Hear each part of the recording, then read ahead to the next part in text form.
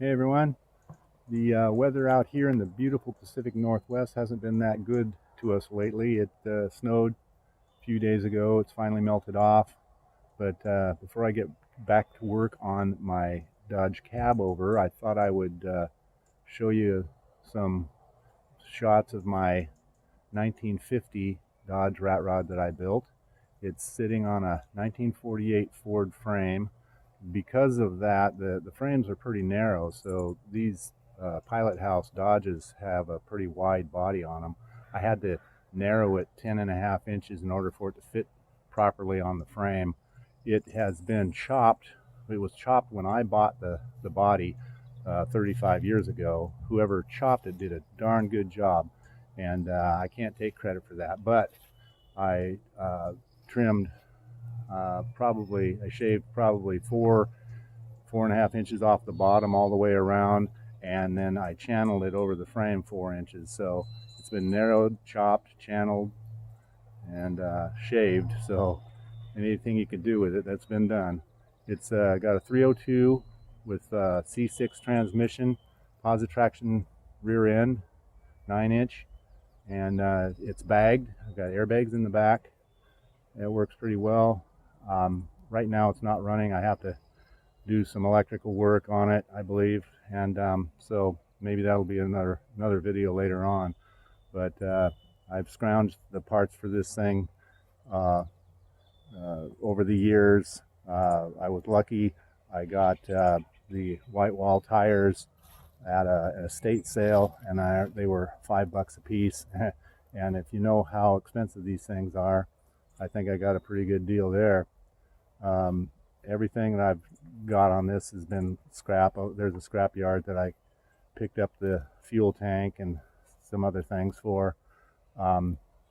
It's got the exhaust running out through the back of the cab, and in order to do that, I had to well out the doors in order for them to fit around the exhaust, because the exhaust runs right through. And I'll show you that right here.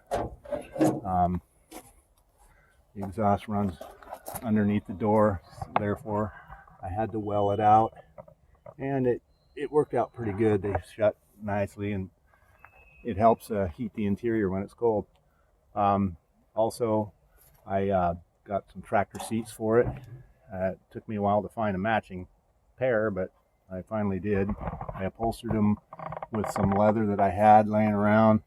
The dashboard has some aluminum. The glove box cover and the instrument cluster are aluminum that I brushed, and the steering wheel is aluminum. The shift lever is an old torch I picked up at a yard sale. It's hooked up to a B&M shifter. The pump is just some steel I had laying around. I threw some carpet in it, and the door handles are little wrenches. You see there, found a matching pair of wrenches for it. That was fun. So, if you take your time with these things, you can find pretty much anything, and reasonably priced. The visor was the back part of a GMC hood that I made into the visor. The aluminum around the frames for the windows are all old street sign aluminum that I picked up at a recycling place. The back glass and the corner glass is polycarbonate. I heated the polycarbonate up and bent it in order to go around this corner, and it worked out pretty good the first time. I was pretty surprised about that. The headers I made from a lake pipe kit from Speedway, and I made them go underneath the doors like you saw. And the shroud for around the radiator is aluminum. The front grill shell is from a late 30s, early 40s Chevrolet. The same with the headlights. They're turned on their sides, and I boxed them in so you can see the metal there that I used. I just used some steel to box them in with.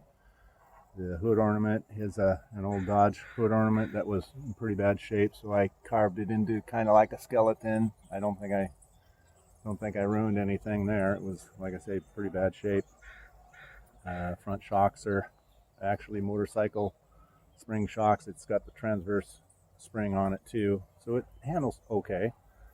Like I said, it's not running right at the moment, but I'll get to that in another video. The horn is a 12-volt ship's horn, and it's pretty darn loud. Little rat sitting on the horn is a rat that I made in high school 50 years ago, and I made it for a car I had and never put it on, so this is the first vehicle that it's been on. So he's pretty happy now, sitting there. It's got 4-link in the back for the suspension, and it's got a Vega box steering in it. This vehicle didn't cost me a whole lot to build, as you can see, but anyway, it turned out pretty good. And like I say, it's I'm going to show you a slideshow, kind of like I did on the cab over, show you the progress on this vehicle. So, you know, up to this point, it is pretty much finished. I don't think I need to do much more to it, besides maybe coat it. But there it is, 1950 Dodge Ratrod, and I'll be showing you the slideshow now. Thank you.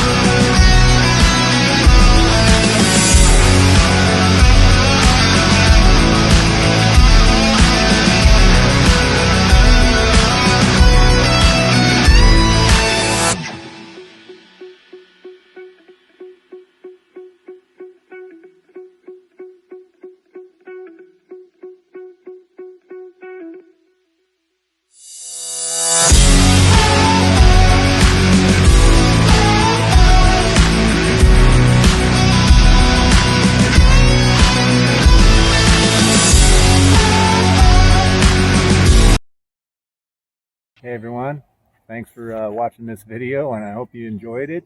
Spot and I appreciate it. He's still in the Navy, by the way. And next videos I do will be on the Dodge cab over, and I hope you stick around for those. In the meantime, well, I hope you have a good time and get out there and build something. Thanks.